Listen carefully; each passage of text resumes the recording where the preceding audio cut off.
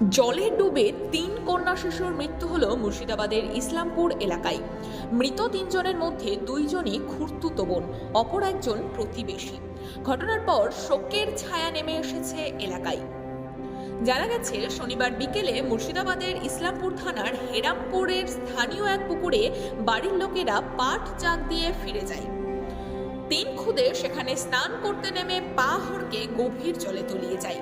তাদের সঙ্গী অপর এক শিশু ছুটে গিয়ে বাড়িতে খবর দিলে বাড়ির লোকেরা পুকুরে নেমে ৯ বছরের জার্সিয়া খাতুন ও ৭ বছরের মাবিয়া খাতুন এবং তামান্না খাতুন নামের ৩ জনকেই মৃত অবস্থায় উদ্ধার করে।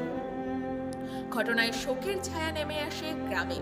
তবে বর্ষার মরশুমে জল বাড়লেই মুর্শিদাবাদ জেলার ভাগীরথী সহ বিভিন্ন নদী ও জলাশয়ে প্রতি বছরই বহু শিশু ও কিশোর কিশোরীর জলে ডুবে মৃত্যু হয়।